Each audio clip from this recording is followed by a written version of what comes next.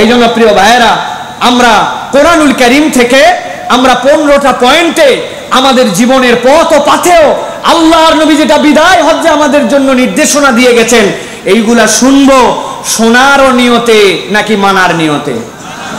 আসসালামু আলাইকুম ওয়া রাহমাতুল্লাহি ওয়া বারাকাতুহু। ইন্নাল হামদালিল্লাহ আলহামদুলিল্লাহি নাহমাদুহু ওয়া নাস্তাঈনুহু ওয়া নাস্তাগফিরুহু ওয়া নু'মিনু বিহি ওয়া নাতাওয়াক্কালু আলাইহি ওয়া নাউযু বিল্লাহি মিন শুরুরি আনফুসিনা ওয়া মিন সাইয়্যাতি আ'মালিনা। من يهد الله فلا مضل له ومن يضلل فلا هادي له وأشهد أن لا إله إلا الله وحده لا شريك له وأشهد أن سيدنا ومولانا محمد الذي أرسله بالحق بشيرا ونذيرا وداعيا إلى الله بإذنه وسراجا منيرا. فقد قال الله سبحانه وتعالى في كلامه المجيد وفي فرقان الحميد. أعوذ بالله من الشيطان الرجيم. بسم الله الرحمن الرحيم.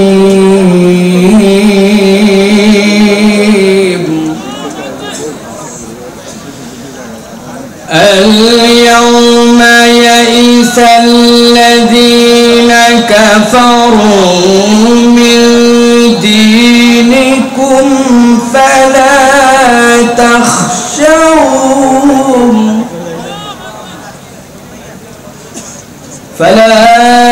تخشوهم واخشون.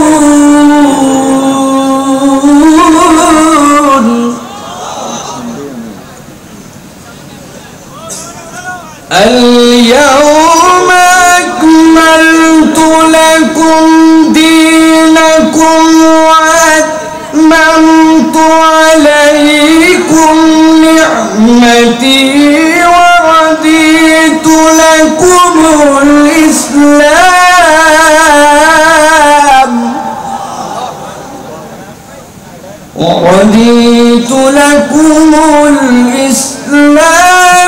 دينا.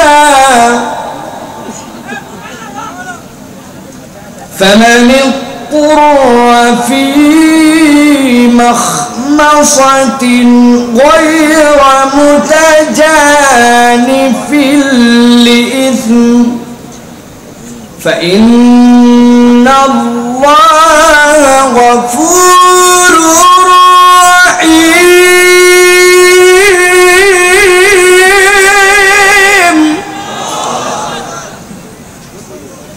وقال الله سبحانه وتعالى آمرا ومخبرا للمؤمنين والمؤمنات إلى يوم القيامة إن الله وملائكته يصلون على النبي يا أيها الذين آمنوا صلوا عليه وسلموا تسليما.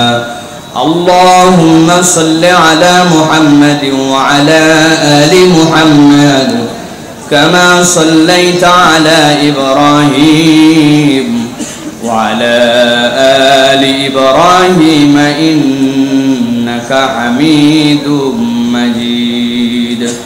اللهم بارك على محمد وعلى آل محمد كما باركت على إبراهيم وعلى آل إبراهيم إنك حميد مجيد الحمد لله পেকুয়া সমাজ উন্নয়ন পরিষদ ও মরহুম মাওলানা শহীদুল্লাহ রহমতুল্লাহি আলাইহি স্মৃতি সংসদের উদ্যোগে আজকের এই বাৎসরিক তাফসীরুল কোরআন মাহফিলের সুযোগ্য সম্মানিত সভাপতি, সম্মানিত উলামায়ে কেরাম, ফুদালায়ে আযম, মঞ্চ উপবিষ্ট সম্মানিত মুরব্বিয়ানে কেরাম, উলামায়ে হযরত, আমার সামনে উপবিষ্ট সম্মানিত তরুণ সমাজ, স্নেহের ছোটরা, আলাদা প্যান্ডেল থেকে শুনছেন মা এবং বোনেরা, একবার সালাম দিয়েছি, আরো একবার আপনাদের কাছে দোয়া পাওয়া এবং করার আশায় সালাম নিবেদন করি। আসসালামু আলাইকুম ওয়া রাহমাতুল্লাহ। বীর চট্টলার মুসলমানেরা কেমন আছেন আপনারা? ভালো আছেন আপনারা? এই ময়দান, এই অঞ্চল, যেই অঞ্চল দিয়ে ইসলাম প্রবেশ করেছিল, এই অঞ্চলের মানুষের কোরআনের মহাব্বত, ইসলামের মহাব্বত, দ্বীনের প্রতি মহাব্বত, এটা প্রমাণ করে বাংলার জমিনে যদি আল্লাহ রাব্বুল আলামিনের কোরআনের বিধান অনুযায়ী এই দেশটা সুন্দর মতো সোনার বাংলা গড়তে হয়, বীর চট্টলার মানুষকে অগ্রণী ভূমিকা পালন করতে হবে, ঠিক কি না? এই অঞ্চলের মানুষের মধ্যে যে কোরআনের ভালোবাসা, এই ভালোবাসার প্রমাণ হচ্ছে পেকুয়ার এই মাহফিল। আল্লাহ রাব্বুল আলামিন যেন আমাদের আশা বসাকে কবুল করেন, বলেন আল্লাহুম্মা আমিন। তবে আমি সব সময় বলে থাকি, বড় মাহফিল হলেই বড় নসিহত, বড় বক্তা হলেই বড় আমল নিয়ে বাড়িতে যাওয়া সব জায়গায় সম্ভব হয় না। এই জায়গায় অনেক মানুষ আছে, শুধু কত লোক হলো এটা দেখার জন্য। আমার কথা হচ্ছে, আমরা যদি কিছু বাড়িতে পাথেও না নিয়ে যাই, শুধু হইচই তাকবীর আর বড় মাহফিল, এইটা আমাদের জন্য কোনো কাজ দিবে না, ঠিক কি না? আমি অত্যন্ত সংক্ষিপ্ত সময় পাবো। আপনারা যারা আমাকে চেনেন, আমার কথা শোনেন, আমি সব জায়গায় একটা কথা বলার চেষ্টা করি, প্রত্যেক আলোচকের জন্য যখন সামনে মানুষ থাকবে, এরা আমাদের জন্য গনিমত, এরা আমাদের জন্য আল্লাহর পক্ষ থেকে আমানত। সুতরাং এই আমানতের হক আদায় করে অন্তত বান্দারা কিছু আমল, কিছু শিক্ষা যেন মাহফিল থেকে নিয়ে যেতে পারে, এইটাকে টার্গেট করে কথা বলা দরকার। কেবল মাহফিল জমানো, গরম করে দেওয়া, এটাই কোনো আলোচকের একমাত্র টার্গেট হতে পারে না, ঠিক কি না? এই জন্য আমি কোনো ভূমিকায় যাব না, আমি আপনাদের কাছে অল্প একটু সময় পাবো। এই সময়টুকুতে যে বার্তা দিতে চাই, ওই বার্তাটা যেন আমাদের বাড়িতে যায়, এরকম নিয়ত করে এখানে বসতে হবে। রাজি আছেন ইনশাআল্লাহ? একটা জবান বন্ধ থাকা চলবে না, বলেন আল্লাহুম্মা আমিন। হয় নাই? অনেকে যারা দাঁড়ায় আছে আর ইউটিউবার, এরা মনে করছে এরা খালি ভিডিও করবে আর নেটের মধ্যে ছাড়বে, এদের বোধহয় ওয়াজ শোনাও লাগবে না, আমলও করা লাগবে না, তাই নাকি? বলেন আল্লাহুম্মা আমিন। কোন কোরআন শোনার জন্য আসছেন? আল্লাহ রাব্বুল আলামিন বলছেন, যেই কোরআন শোনার জন্য আসছো, ওই কোরআনের ব্যাপারে আমি রাব্বুল আলামিন তোমাদেরকে গ্যারান্টার হলাম, লা ইয়াতিহিল বাতিলু মিন বাইনি ইয়াদাইহি ওয়ালা মিন খালফিহি তানজিলুম মিন হাকীমিন হামিদ। আমি আল্লাহ রাব্বুল আলামিন গ্যারান্টি দিলাম, যেই কোরআন শোনার জন্য আসছো, যেই কোরআন তোমাকে দেওয়া হয়েছে, কিয়ামত হয়ে যাবে, দুনিয়ার সব প্রযুক্তিতে দুনিয়াবাসী আগায় যাবে, কিন্তু আমি আল্লাহ রাব্বুল আলামিন চ্যালেঞ্জ দিয়ে রাখলাম, এই কোরআনের ভিতরে কোনো বাতিল প্রবেশ করতে পারবে না, না সামনে থেকে, না পেছন থেকে, না ডান থেকে, না বাম থেকে। এইটা বলার উদ্দেশ্য, কোরআনের বিধান হবে শাশ্বত, কোরআনওয়ালারাও হবে ইউনিক মানুষ। আল্লাহর পক্ষে, কোরআনের পক্ষে একবার যদি কেউ কোরআন ধারণ করে নিতে পারে, কোরআনওয়ালাদেরকে কখনো বাতিল পরাজিত করতে পারবে না। বাতিল নানান ভাবে চেষ্টা করবে, অনেক ভাবে আক্রমণ করবে, কিন্তু যুগে যুগে প্রমাণ হয়েছে কোরআনের সামনে, ইমানের সামনে কোনো কিছু টেকে না, ঠিক না? আল্লাহ রাব্বুল আলামিন বলছেন, এরকম কোরআন যেটা তোমরা শুনতে আসলে, আমি আল্লাহ তোমাদেরকে বললাম, আল-ইয়াউমা ইয়াইসাল্লাযীনা কাফারু মিন দীনিকুম ফালা তাখশাওহুম ওয়াখশাউন।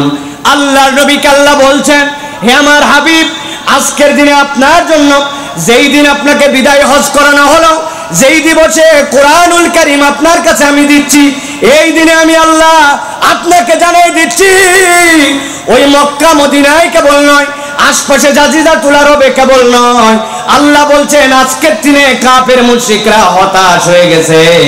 ওরা আর ইসলামকে নিয়ে যেই রকম গভীর ষড়যন্ত্র করত, এই ষড়যন্ত্র যে আর সফল হবে না তারা বুঝে ফেলছে। আল্লাহ বলছেন আজকের থেকে আপনাদের প্রতি দায়িত্ব, কখনো আর তাদেরকে ভয় করবেন না। ভয় যদি করতে হয়, ভয় করতে হবে কাকে? আল্লাহ রাব্বুল আলামিনের পরে বলছেন আল-ইয়াউমা আকমালতু লাকুম দীনাকুম ওয়া আতমামতু আলাইকুম নি'মাতি ওয়া রাদিতু লাকুমুল ইসলাম দীনা।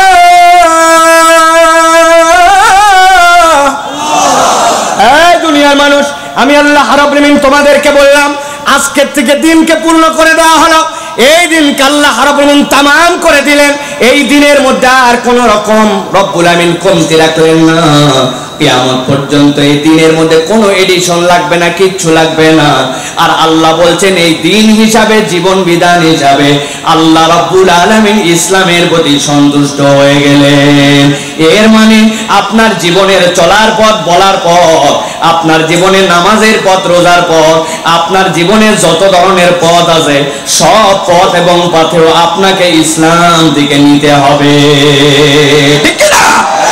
কিন্তু একদল লোক তো আমরা দেখতে পাই নামাজের ইসলাম পছন্দ করে, রোজার ইসলাম পছন্দ করে, টুকটাক যাকাত দিতেও ভালো লাগে, কিন্তু যেই না বলা হবে দুর্নীতির বিচারটা আল্লাহ রাব্বুল আলামিনের কোরআনের বিধান অনুযায়ী হোক, যেই লোক আমার ব্যাংকের টাকাটা লোপাট করে দিল, যেই লোক জাতির ভাগ ডাকাছে, অন্ধকার দেশের টাকা দুর্নীতি করলো, ওই বিচারগুলো কোরআনের আয়াত দিয়ে করা হোক। ওই মানুষ তখন কোরআনের আয়াত দিয়ে বিচার চাই না। আছে কিনা? এর মানে বোঝা যায় কি? এর মানে বোঝা যায় ডাল মে কুছ কালা হয়, ঠিক কিনা?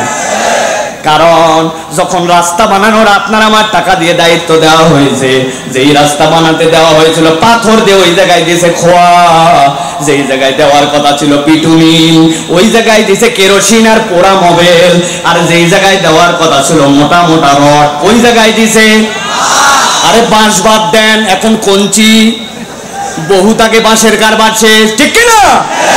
আমি কাউকে খোঁচানোর জন্য বলছি না, আমার রব্বুল আমিন বলছেন فمن اضطر في مخمصة غير متجانف لإثم فإن الله غفور رحيم। এই দুনিয়ার মানুষ, তোমাদের মধ্যে ভুল থাকবে, অপরাধ থাকবে, তোমাদের মধ্যে থেকে দুনিয়ার মানুষের অপারগতা থাকবে, কিন্তু অপারগতা আল্লাহর কাছে স্বীকার করে আল্লাহর দিকে ফেরত আসতে হবে। কিন্তু তুমি আল্লাহর দিকে ফেরত আসবে না, আবার আল্লাহর দেওয়া বিধানকে পছন্দ করবে না, তাহলে তুমি কখনো পূর্ণাঙ্গ মুমিন হতে পারবে না, ঠিক কি না?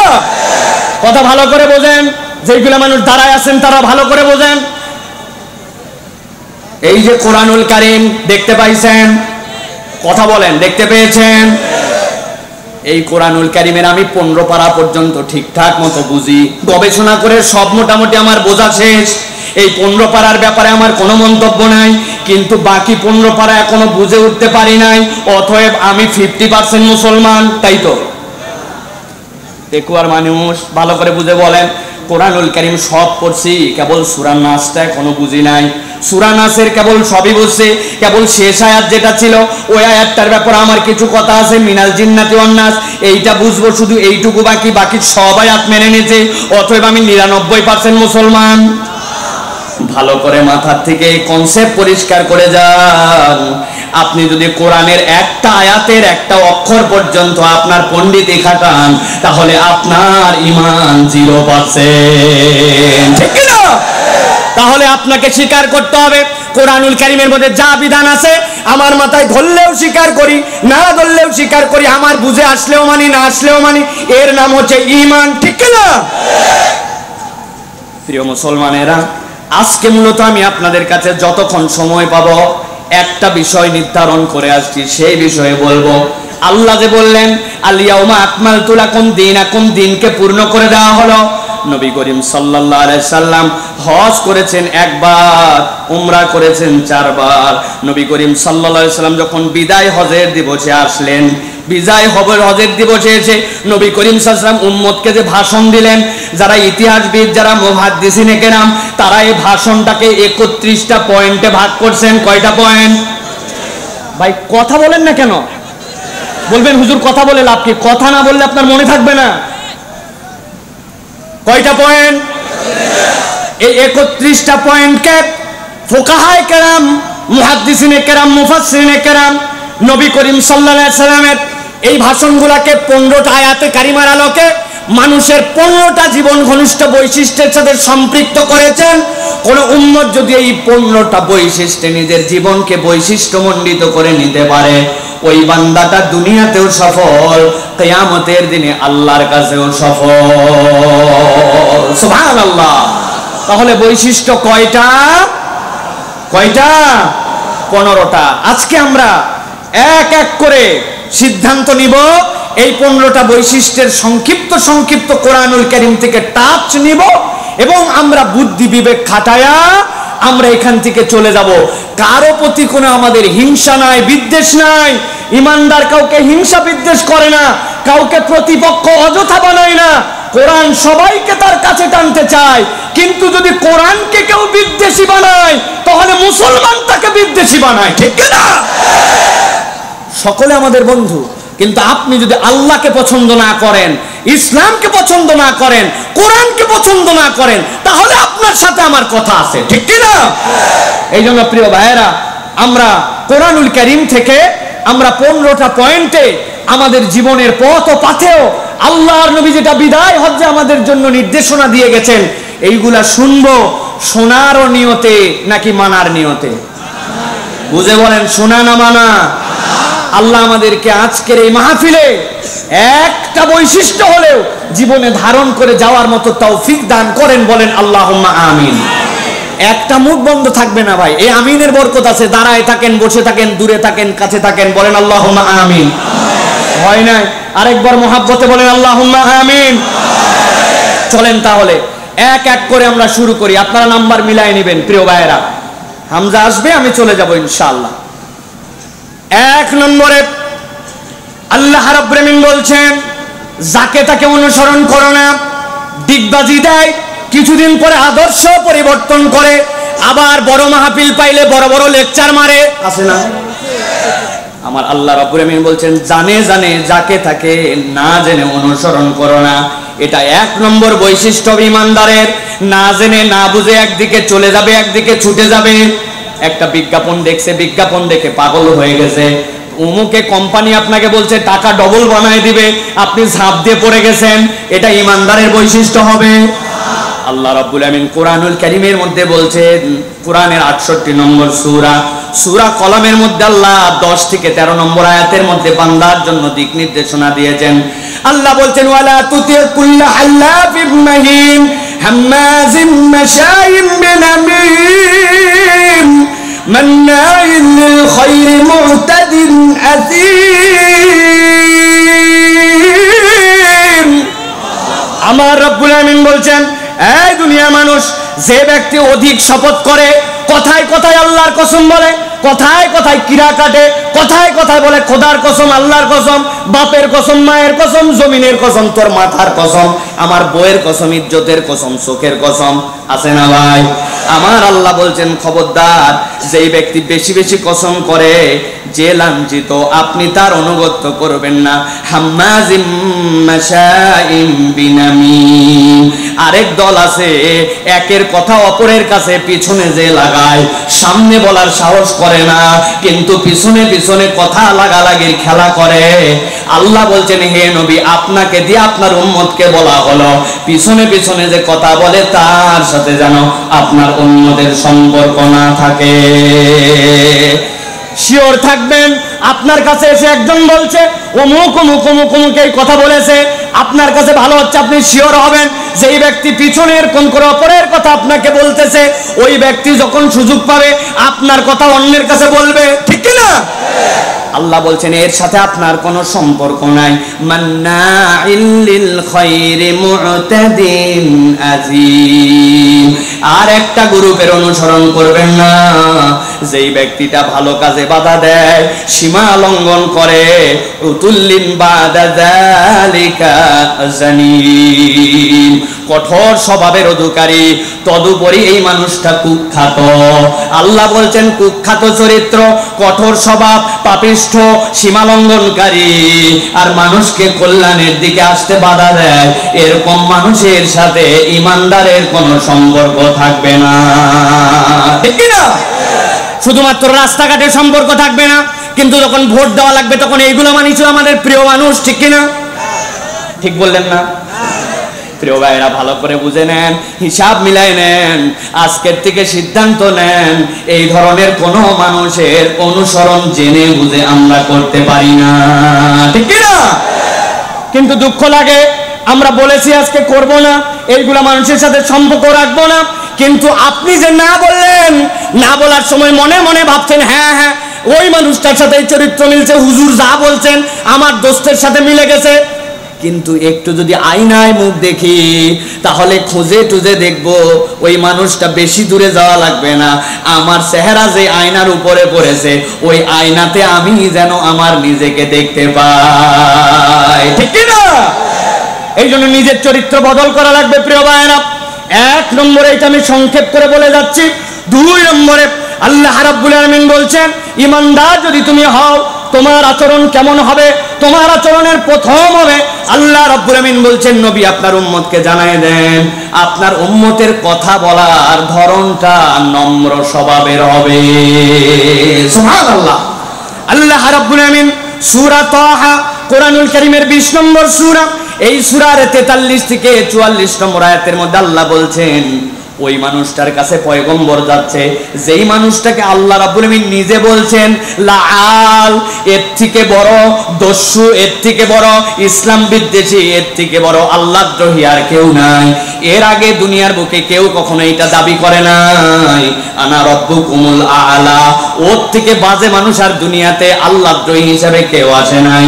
কিন্তু আল্লাহ বলছেন ও মুসা, ও হারুন, সবচেয়ে নিকৃষ্ট মানুষটার কাছে আপনি যাচ্ছেন, কিন্তু তার জন্য আপনাকে নির্দেশনা দেওয়া হচ্ছে। কি নির্দেশনা?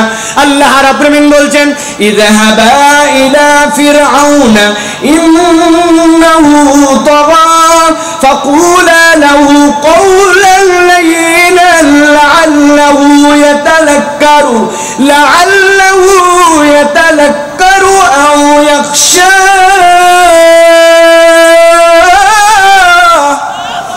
আমার আল্লাহ রাব্বুল আলামিন বলছেন ইযহাবা, আপনারা দুইজন যান ফেরাউনের কাছে।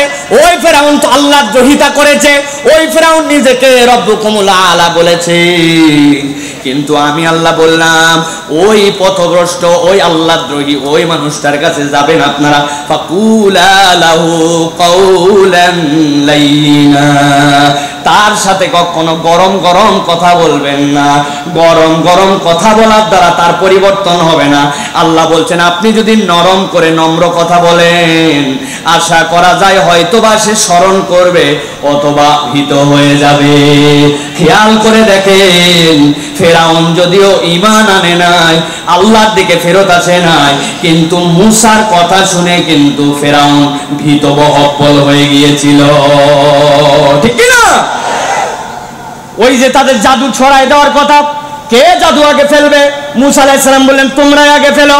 ফেরাউনের কওমের যতগুলা জাদুকর বিখ্যাত সবগুলা যখন নিক্ষেপ করেছে, তাফসীরের মধ্যে আসতেছে মুসা আলাইহিস সালাম যখন তার লাঠিকে বলছেন এখন লাঠি তুমি নিক্ষিপ্ত হও, আল্লাহর নির্দেশে যখন নিক্ষিপ্ত হয়েছে ওই লাঠি কিন্তু গিলে খাইছে।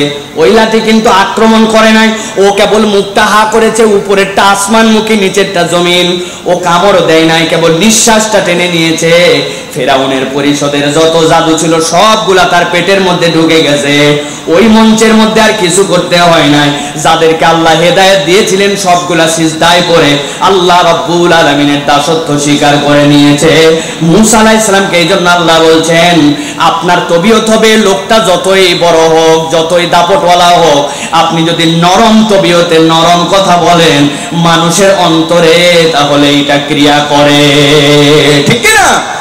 কিন্তু এখন আমাদের স্বভাব কি ভাই?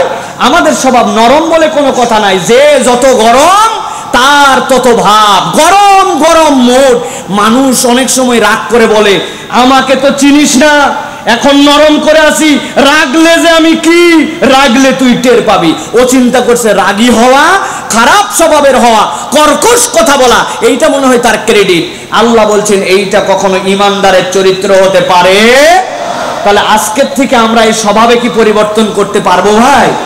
সব জায়গায় করলেও বউয়ের কাছে জানি নরম হয় না, ঠিক তো? বাপ রে বাপ, বাহিরে যত না যত ভাব, উনি বউয়ের কাছে যাওয়ার পরে বিরাট বড় বাঘ, অতি উত্তেজিত ভাব, একজন আরেকজনকে গর্ব করে বলছে আমার বউয়ের কাছে আমি কেমন বাঘ জানিস, আমি এইরকম বাঘ, আমি হাত ধুয়ে হাত ধোয়ার ওই পাত্রের পানিটা পর্যন্ত ফেলি না, আমি এইসা বাঘ, আমি এইসা মরদ।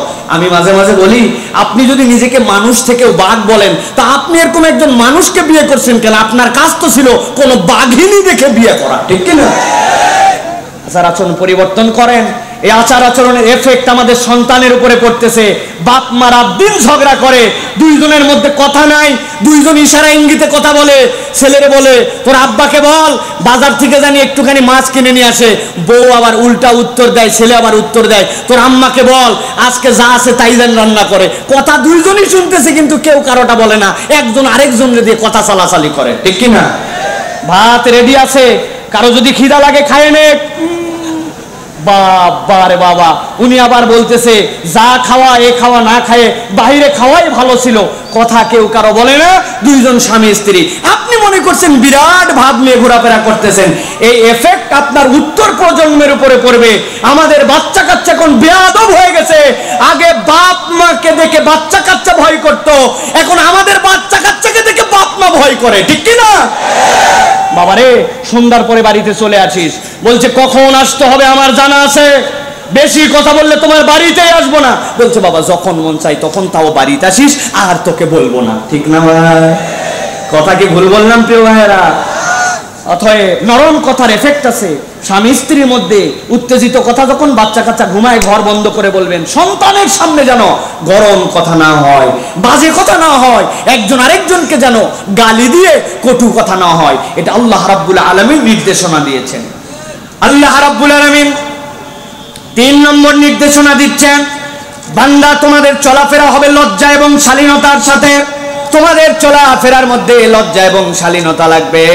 আল্লাহ রাব্বুল আলামিন সূরা নূর 24 নম্বর সূরার 27 নম্বর আয়াতের মধ্যে তাবৎ পৃথিবীর মানুষের জন্য বলছেন, নবীজির বিদায় হজের ভাষণের সামারে আল্লাহ বলছেন ইয়া আইয়ুহাল্লাযীনা আমানু লা তাদখুলু বুয়ুতান গায়রা বুয়ুতিকুম হাত্তা তাস্তানিসু ওয়া তুসাল্লিমু আলা আহলিহা যালিকুম খায়রুল লাকুম লাআল্লাকুম তাযাক্কারুন।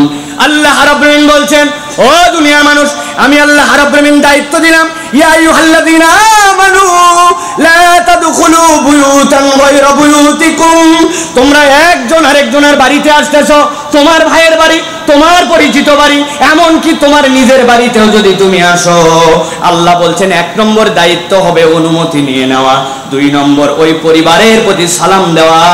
কোন বান্দা যদি এইটা করে, আল্লাহ বলছেন যালিকুম খায়রুল লাকুম লাআল্লাকুম তাযাক্কারুন, বান্দা স্মরণে রেখো এইটা যদি করো এইটার মধ্যে তোমাদের জন্য কল্যাণ আছে।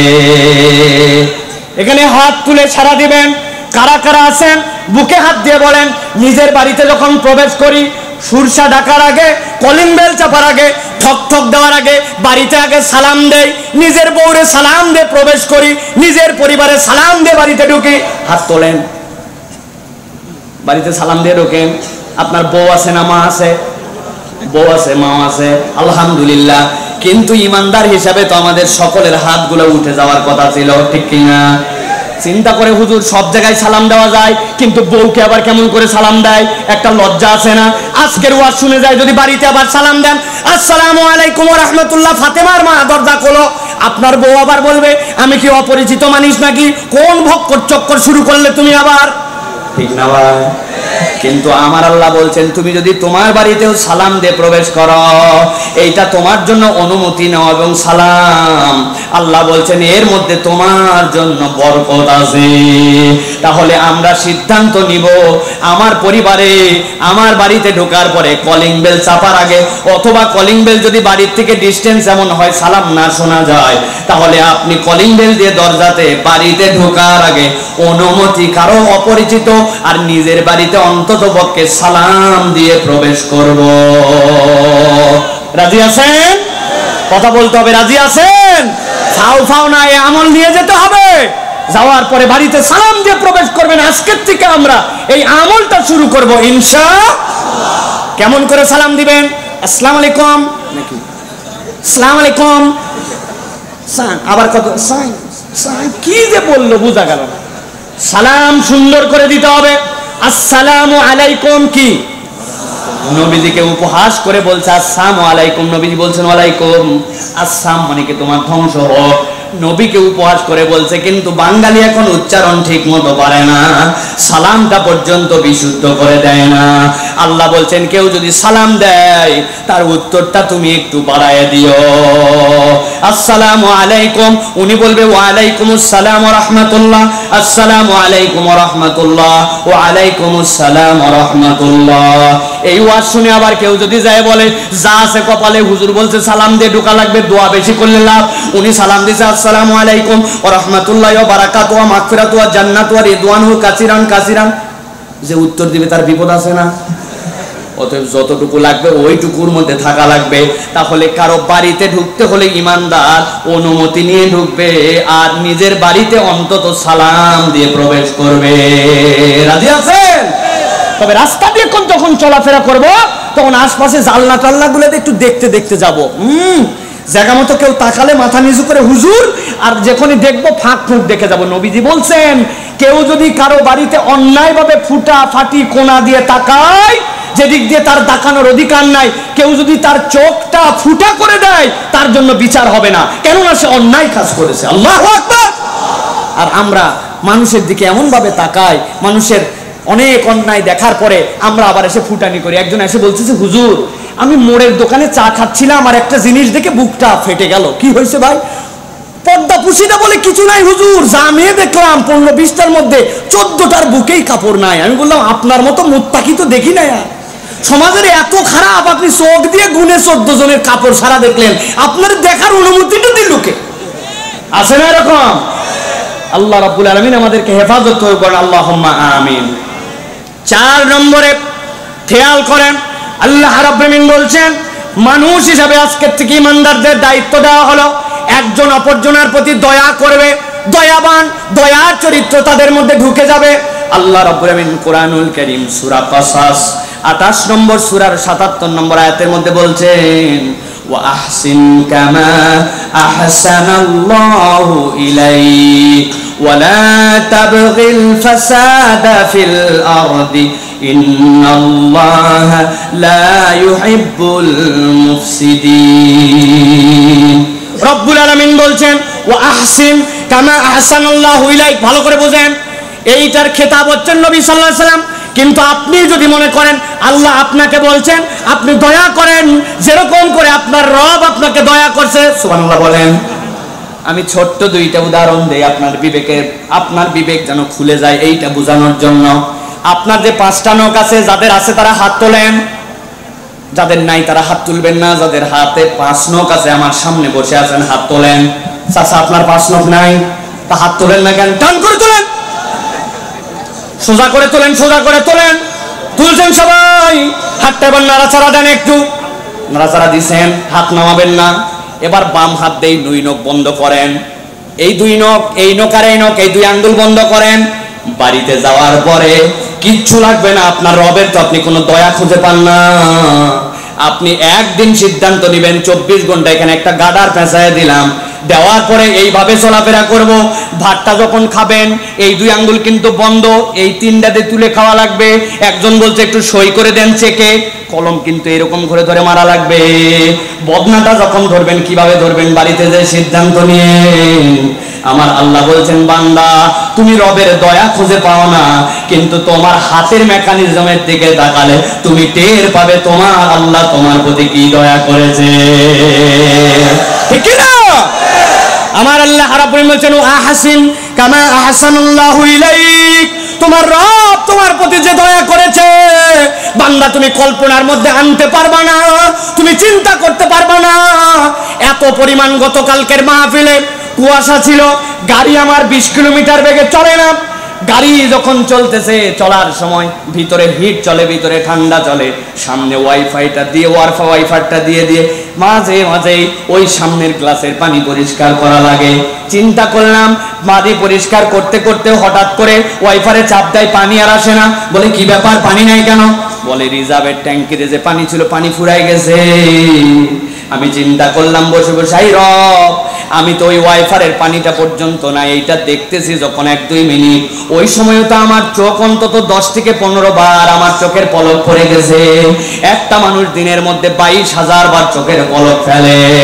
তাহলে রব্বুল আমিন যদি নির্ধারণ করে দিতেন তোমাকে এটা চার্জিং সিস্টেম অথবা এটার পানির জন্য কোনো একটা ব্যবস্থাপনা রাখতে হবে, বান্দার অধিকাংশ সময় এইটা মনে থাকতো না, খেয়াল থাকতো না। বান্দা বাজারে গেছে, যাওয়ার পরে একজনকে বলছে আমারে ধরো, কারণ আমার পানি ফুরায় গেছে, আমার চোখ আর ঠিক মতো কাজ করে না।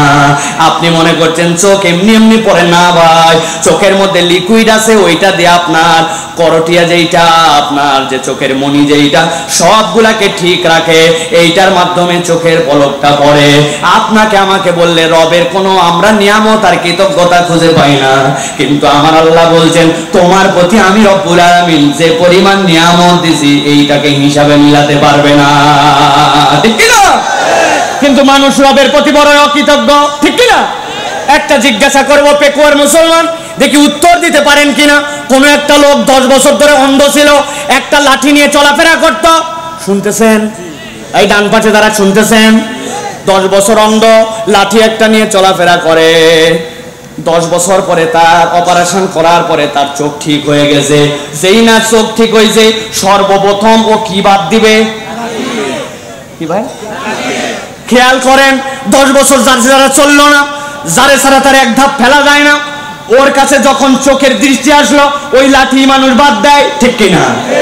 মানুষের তবিয়ত এইরকমই, বিপদে পড়লে আল্লাহ আল্লাহ আর রব যেই না আপনার ফেভারে রাখে তখন বান্দা সবার আগে আল্লাহকে ভুলে যায়। এই জন্য আল্লাহ রাব্বুল আলামিন বলছেন, ওয়া আহসিন কামা আহসানাল্লাহু ইলাইক ওয়া লা তাবগিল ফাসাদা ফিল আরদ ইন্নাল্লাহা লা ইউহিব্বুল মুফসিদিন।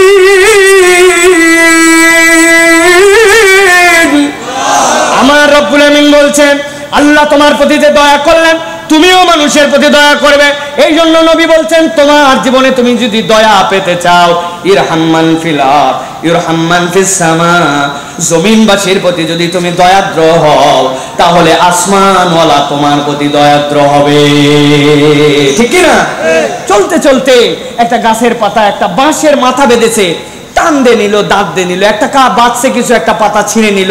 এই চা খেতে খেতে অল্প একটু চায়ের নিচে আসে একটা কুকুর ছিল, একটু মেরে দিল। এইগুলাকে চিন্তা করলে এগুলো কোনো আমার বিষয়ই না, ধর্তব্যের মধ্যেই পড়ে না।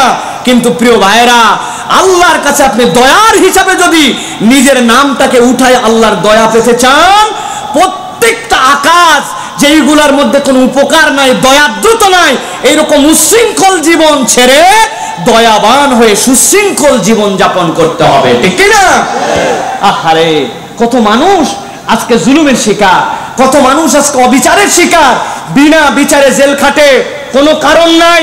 আমির হামজা 3 বছর জেল খাটলো, জেল খাটার পরে বের হয়ে আসলো, কিন্তু জানতে চাই আমির হামজার জীবন থেকে যে 925 দিন কেড়ে নেওয়া হলো, এই জীবন কি ফেরত দেওয়া সম্ভব? তাহলে এই অন্যায়টার হিসাব কোথায় হবে? আল্লাহ বলছেন অন্যায়ের হিসাব হবে, টেনশন নিও না। মনে করছো কেবল দুনিয়াতেই তোমার হিসাব, না। ওয়ালা তাহসাবান্নাল্লাহা গাফিলান আম্মা ইয়ামালুজ জালিমুন, আল্লাহ বলছেন আল্লাহ কোনো গাফেল নন। যারা জুলুম করে তাদের প্রত্যেকের হিসাব কড়াই গন্ডায় আল্লাহর কাছে বুঝে নিবেন, ঠিক কি না? সাবধান হয়ে যান, জুলুম যারা করেন সাবধান হয়ে যান। একটা জুলুম ব্যক্তিগত জুলুম, আরেকটা জুলুম সামাজিক জুলুম, আরেকটা জুলুম রাষ্ট্রীয় জুলুম। কেউ যদি রাষ্ট্রীয় জুলুম করে ওইটা জনগণের কাছে এসে আপনি কেবল বলেন মাফ করে দেওয়া এত সোজা নয়, ওই জুলুমের ক্ষতিপূরণ করতে হবে, ঠিক কি না? আল্লাহ বলছেন যদি ক্ষতিপূরণ না করো কি হবে? বলবো বলবো আল্লাহ রাব্বুল আমিন বলছেন ইন্নামা ইউআখিরুহুম লিয়াউমিন তাশখাসু ফীহিল আবসার মুহতিনা মুকনি রুসিহিম লা ইয়ারতাদ্দু ইলাইহিম তারফুহুম ওয়া আফইদাতুহুম হাওয়া।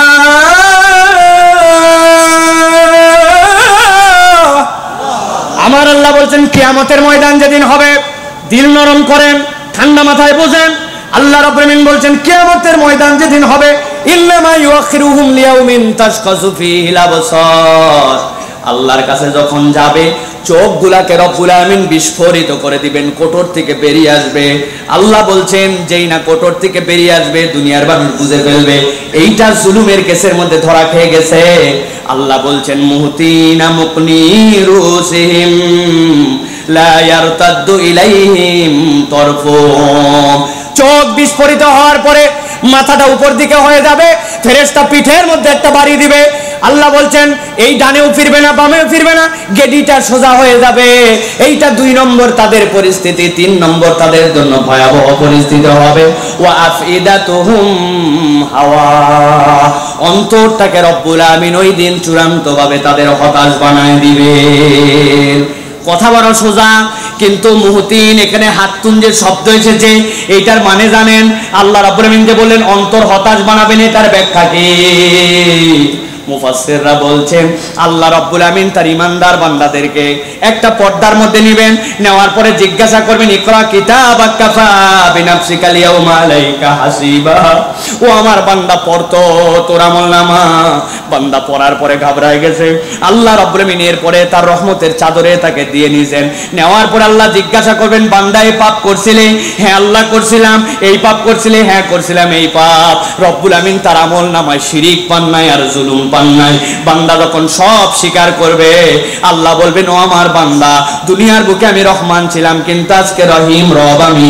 বান্দা তোর দুনিয়ার গোপন গুনাহগুলা গোপন রেখেছিলাম, আজকেও বান্দা যা যা তোর গোপন গুনাহ গোপন রেখে আমি আজকে তোকে মাফ করে দিলাম। কিন্তু যেই বেটা জুলুম করে গেছে, দুনিয়ায় বিরাট বাহাদুরি, বিরাট পার, ক্ষমতা, বড়াই, দাপট, টাকা বারবার বারবার বারবার পাওয়ারের মঞ্চে ছিল, কাউকে গুনে নাই, ইচ্ছা মতো মানুষকে শাস্তি দিয়েছে, ইচ্ছা মতো মানুষের নামে জেল জুলুম অবিচার অন্যায় করেছে। আল্লাহ বলছেন ওয়াফিদাতুহুম হাওয়া, অন্তর তার এমন হতাশ হয়ে যাবে ওই বান্দা বুঝে ফেলবে আজকে আর পার পাওয়ার কোনো কায়দা নাই, আজকের দিনে তাকে জাহান্নামে যাওয়া লাগবে। তাহলে আল্লাহর বিচার আছে কিনা? কথা বলেন আছে কি নাই? দুনিয়াতেও বিচার আছে। এক বড় ফ্যাক্টরির মালিক তার অধীনস্থদের সাথে ভালো ব্যবহার করে না, ভালো করে বোঝেন। একদিন তার ম্যানেজার অল্প একটু ভুল করছে, যাবে কোথায়, উদাম পাদাম গালি দিছে, তারে এমন গালানো গালাইছে, মালিকের গালি সহ্য করতে হয়েছে। বেশি কথা বললে ম্যানেজারই থাকবে না, কিন্তু বুকে কষ্ট পাইছে, চিন্তা করছে এটা কোথাও ঝাড়া লাগবে। ও এমন রাগা রাখছে, ওর অধীনস্থ যে কর্মচারী তার অল্প একটু ভুল পাইছে, যাবে কোথায়, ম্যানেজার সাথে সাথে তার উদাম পাদাম গালাইছে। ওই কর্মচারী চিন্তা করছে অন্যদিনও ভুল করি, কিন্তু আজকে ম্যানেজার এত গালালো কেন? মালিক যে গালিয়েছিল ওইটার শোধ দিছে। এরপরে ওই কর্মচারী চিন্তা করছে কোথাও না কোথাও তো এটা শোধ দেওয়া লাগবে। ওর নিচে তো কাউরেই পায় না, পরে দেখছে হ্যাঁ যেটা দারোয়ান আছে অফিসের ওইটা ওর নিচের পদের, অতএব তারে অন্তত যাওয়ার সময় দিবে। ওই বেটা দাঁড়ায় থাকার কথা, বসে আসার যাবে কোথায়, ব্যাককল বেয়াদব যা ইচ্ছা তাই। দারোয়ান চিন্তা করছে বাবারে অল্প একটু দাঁড়ানো আর বসার মধ্যে আমার এরকম গালাগালি দিল, ব্যাপারটা কি? কিন্তু কথা বলার সুযোগ নাই, কথা বললেই তার উপরে চাকরি নট হয়ে যাবে। বেচারি গস গস করতে করতে বাড়িতে চলে গেছে। যাওয়ার পরে রাত তো কোথাও না কোথাও ঝাড়া লাগবে। ওই বেচারি ভাত একটা মুখে দিয়েছে, ওর দোষ, ওর বইয়ের দোষ নাই। ওর ওই তরকারির সাথে কাঁচা মরিচ একটা গালের নিচে আস্ত গেছে। যাবে কোথায়? বউরে ডেকে বলছে তুই খারাপ, তোর বাপ খারাপ, তোর বংশ খারাপ, যা ইচ্ছা তাই বলে বউরে গালাগালি করছে। বউ চিন্তা করছে আমি যদি উত্তর দেই এক্ষুনি তো বংশ সহ তালাক দিয়ে দিবে। মনের দুঃখে সারাদিন যার জন্য কষ্ট করি, বেচা তুই তোর ভুলে মরিচ খাইছিস, গালাইছে আমারে। ভিতরে ভিতরে রাগ, সেই রকম রাগ কোথায় ছাড়বে? উনার একটা ছেলে আছে, ছেলেটা প্রত্যেক দিনই বাড়িতে দেরি করে আসে, ওই দিন দেরি করে আসছে, আর যাবে কোথায়? বাপরে বলতে পারিনি, এখন ব্যাটারে ঝাড়ি। কথা বলতে বলতে তুই খারাপ, তোর বাপ খারাপ, এক কথা দুই কথা দিছে দুটা লাগায়। ছেলে চিন্তা করছে প্রতিদিনই ভুল করি, মা আজকে এরকম আমার মাল লাগালো কেন বুঝলাম না তো। রাগ করে বাড়ির থেকে চলে যাচ্ছে। মাকে তো আর মারা যায় না। এবার বাড়িতে বের হওয়ার পরে একটা আধলা ইট পাইছে, অর্ধেক ইট চিনেন, আধলা ইট একটা পেয়ে চিন্তা করছে সামনে যারে পাই তারে মারবো, আল্লাহর কি কাজ। ওই রাস্তা যেটা সামনে দিয়ে গেছে তার ওই পার দিয়ে একটা কুকুর হেঁটে যাচ্ছে। কুকুর যেটা হেঁটে যাচ্ছে ওটা লেজ ডাউন দিয়ে যায়, মানে ও কোনো ঝামেলা ঝঞ্ঝটের মধ্যে নাই। কিন্তু ওই চিন্তা করছে আমার মা বকলো, গাল্লো, আবার মারে দিল, যা আছে কপালে সব রাগ এক জায়গায় করছে, ইটের মধ্যে মারছে একটা কুত্তার পেট বরাবর। কুত্তা চিন্তা করছে অন্যদিন অপরাধ করে মার খাই, আজকে আমার এত জোরে মারলো কেন? দিয়ে দৌড়, যারে পাইছি তারে খাইছি। দৌড়ায় যায় দিছে একটারে কামড়, এমন কামড় দেওয়া দিছে লোকজন মিলে সবাই ছাড়ানোর চেষ্টা করতেছে। কুত্তা তো কামড়ালে ছেড়ে দেয়, এ ছাড়ে না কেন? লোকজন মিলে পিটায় পাটায় ছাড়ায়। জিজ্ঞাসা করছে আপনি কে? বলছে আমি এই অফিসের বস। টের পাইছেন? এই হিসাব সব জায়গায় হয়তো মিলে না, কিন্তু হিসাব বরাবর করার দিন আছে কিনা? আল্লাহ রাব্বুল আমিন তাহলে বললেন আজকের থেকে আমরা মানুষের প্রতি দয়াদ্র স্বভাবের হব। রাজি আছি তো? 5 নম্বরে আল্লাহ বলছেন এই গুণটা বড় গুণ, কঠিন গুণ। আল্লাহ বলছেন সংকটকালেও আল্লাহর পথে অবিচল থাকা।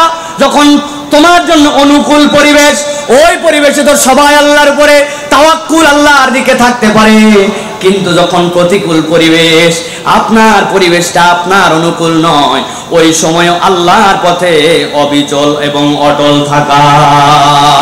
কোরআনুল কারীমের 31 নম্বর সূরা, সূরা লোকমান, সূরা লোকমানের 17 নম্বর আয়াতে আল্লাহ রাব্বুল আলামিন লোকমান আলাইহিস সালামের মুখ দিয়ে তার সন্তানকে উপদেশ দেওয়াচ্ছেন। হযরত লোকমান বলছেন ইয়া বুনাইয়া আকিমিস সালাতা ওয়া'মুর বিল মা'রুফ ওয়ানহা আনিল মুনকার ওয়াসবির আলা মা আসাবাক ইন্না যালিকা মিন আযমিল উমুর। আমার রব্বুল আমিন বলছেন, লোকমান উপদেশ দিচ্ছে আমার সন্তান, ইয়া বুনাইয়া আকিমিস সালাত, সালাত আদায় করবে, সৎ কাজের আদেশ দিবে, অন্যায় থেকে বিরত রাখবে। ওয়াসবির আলা মা আসাবাক, বিপদ যখন আসবে ওই সময়ে তুমি ধৈর্য ধরে রাখবে। বিপদে ধৈর্য ধরে রাখাটাই হচ্ছে প্রকৃত মুমিনের স্বভাব, ঠিক না? এই মা বোনেরা, অনেকে আপনারা আছেন উল্টাপাল্টা কথা বলেন। যেই দিন আপনি ধানটা শুকোতে দিয়েছেন, আপনার বাড়ির ফসলটা শুকাতে দিয়েছেন, আকাশটা ওই দিন মেঘ করে আসছে, মা বোনেরা বলে আল্লাহ তো আর দিন খুঁজে পায় না, আমি যেই দিন দেই ওই দিনই আল্লাহর বৃষ্টি দেওয়া লাগে। আছে না ভাই? আল্লাহ তো আর বাচ্চা কাচ্চা খুঁজে পায় না, খালি আমার বাচ্চারই বেমার, আমার বাচ্চারই অসুখ, ফকিরের বাচ্চা কত সুন্দর স্বাস্থ্য, আমার বাচ্চার শরীর চলে না, বলে কিনা? আপনি খেয়াল করে দেখেন, আপনার আমার তবিয়তের মধ্যে এইটা আছে। আল্লাহ বলছেন না না না, সালাত যদি আদায় করো, ন্যায় কাজের আদেশ করো, অন্যায় থেকে ফিরাও। আর তুমি যদি যখন বিপদ আসে, ওই বিপদের সময় যদি আল্লাহর উপরে তুমি আশ্রয় নিয়ে আল্লাহর দিকে যদি তুমি টিকে থাকতে পারো, আল্লাহ রাব্বুল আমিন বলছেন ইন্না যালিকা মিন আজমিল উমুর, এইটা একটা বান্দার জীবনে সাহসিকতার কাজ। অতএব আল্লাহর দিকে অটল এবং অবিচল থাকতে হবে, আল্লাহ রাব্বুল আলামিনের পথে আপনাকে অনড় থাকতে হবে, ঠিক না? শোষা দিবে আপনাকে, এই বয়সে দাঁড়িয়ে রেখে হুজুর হয়ে গেলি, দেখি আবার টাকনুর উপরে কাপড় পরা ধরছিস, ওরে বাবা রে বাবা, ইসলাম ইসলাম খুব করিস, বিরাট হুজুর হয়ে গেছিস। আপনি চিন্তা করছেন ইরিফ বাবারে, আমারে হুজুর বলে খোঁচা দিল, দাড়ি দিয়ে খোঁচা দিল। আপনি সেলুন আড়ালে যাই বলছেন প্রথমে এই চান্স দিও না, প্রথমে 3 নম্বরটা দাও, আস্তে আস্তে কমায়। আছে না? খবরদার খবরদার, দুনিয়ার কারো কথাবার্তায় আল্লাহর দিক থেকে পথ হারা হওয়া যাবে না, ঠিক না? লোভ আসবে আপনার পথে, অনেক ধরনের বিপদ আসবে, অনেক ধরনের আপনার সামনে প্রলোভন আসবে। কোন প্রলোভন কোন কিছুতে আল্লাহর পথ থেকে সরা যাবে না। আল্লাহ রাব্বুল আলামিন বলছেন, এটা আল্লাহ নিজে ঘোষণা দিচ্ছেন, এটা হচ্ছে তোমার জন্য সাহসিকতার কাজ। সবরের অনেক দীর্ঘ আলোচনা। সবরের নিম্ন স্তরটা আমরা বুঝি। সবরের নিম্ন স্তর কি? অসুখ হয়েছে, ধৈর্য ধরে আছে। বাচ্চা কাচ্চার অসুখ হয়েছে, ধৈর্য ধরে আছে। আল্লাহ অনেক দিন ধরে ব্যবসাপাতি ভালো যাচ্ছে না, ধৈর্য ধরে আছে। এটা সবর। কিন্তু এটা সবরে ওলিয়া নয়। সবরের নিম্ন স্তর এটা। সবরে ওলিয়া হচ্ছে মা আমার আল্লাহু লাক, আল্লাহ যা আপনাকে নির্দেশ দিয়েছেন, ওয়া মা নাহাল্লাহু আনহু, আর আল্লাহ যা থেকে আপনাকে নিষেধ করেছেন। আল্লাহর দুনিয়া একদিকে, আল্লাহর হুকুম একদিকে, আল্লাহর দুনিয়া বাকিটা একদিকে, আল্লাহর নিষেধ আপনার জীবনে একদিকে। আল্লাহর আদেশের প্রতি আপনি অবিচল, নিষেধ থেকে আপনি দূরে থাকেন, এইটাই হচ্ছে প্রকৃত মুমিন, ঠিক কি না? বহু জায়গায় আমি বলি অনেক দাড়িওয়ালা মুসলমান, জুব্বা টুপিওয়ালা মুসলমান, কিন্তু এখন পর্যন্ত দাদনের ব্যবসা ছাড়ে নাই, সুদের কারবার করে। আছে না? ওরে বাবা রে বাবা, হাজী সাহেব সব বাদ দিয়ে দিছে কিন্তু দাদনের ব্যবসা করে। এই আপনি এই কাজ করেন কেন? বলে আমাকে বেশি বুঝাতে এসো না, এটা 1500 বছর আগের দুনিয়া না। এক্সপোর্টের বিজনেস, ইম্পোর্টের বিজনেস, দুনিয়ার যত কারবার সব এখন লাগে সুদ, আর তুমি বলতেছো এটা চলে না। বাবা চলে না, সব বুঝবে না, তোমরা বয়স হোক তারপরে বুঝবে। উনি দাদনে টাকা লাগায়, সুদে টাকা লাগায়। আসরের নামাজ পড়ে মসজিদ থেকে বের হয়েছে, এক লোক আসে বলছে 1000 টাকা দেন, হাতে টাকা নাই। বলছে বাবারে বড় বিপদে পড়ছে, 1000 টাকা দেন। বললাম হাতে টাকা নাই। বলছে চাচা আপনি কি মনে করছেন এমনি নিব? আজকে কি বার? শুক্রবার, 1000 টাকা দেন, আগামী মঙ্গলবার 1250। বলছে বেকুব কোথাকার, মানুষের হাতে টাকা থাকে নাকি? ঘরে চল। ঘরে নিয়ে চলে গেছে, যাওয়ার পরে 1000 টাকা বাইর করে দিছে। দেওয়ার পরে বলছে লাগলে আরো বল, তোর চাচিও কিন্তু এই কারবার করতেছে, তবে যা করবি তাড়াতাড়ি কর। ছোট দিনের বেলা মাগরিবের আযান হচ্ছে, আমি কিন্তু মসজিদে যাই মাগরিবের নামাজ ধরবো। আসরের নামাজ পড়ে এসে মাগরিবের নামাজ ধরার পেরেশানি দেখায়, কিন্তু আল্লাহর বিধানে সবর করে সুদের কারবার থেকে বের হতে পারে না। আছে কি না? আমার আল্লাহ রাব্বুল আমিন বলছেন, অতএব সংকটকালে আল্লাহর প্রতি অটল অবিচল থাকা। 6 নম্বরের পরে রব্বুল আমিন বলছেন মানুষকে অবজ্ঞা না করা। কখনো মানুষকে অবজ্ঞা করা যাবে না। মানুষকে অবজ্ঞা করা যাবে না। প্রিয় ভাইয়েরা, সম্ভবত আমার সময় শেষে আমরা আসতেছি নাকি? মাশাআল্লাহ, লিল্লাহি তাকবীর। এইটা তাকবীর হয় নাই, পেকুয়ার মানুষের তাকবীর হয় নাই।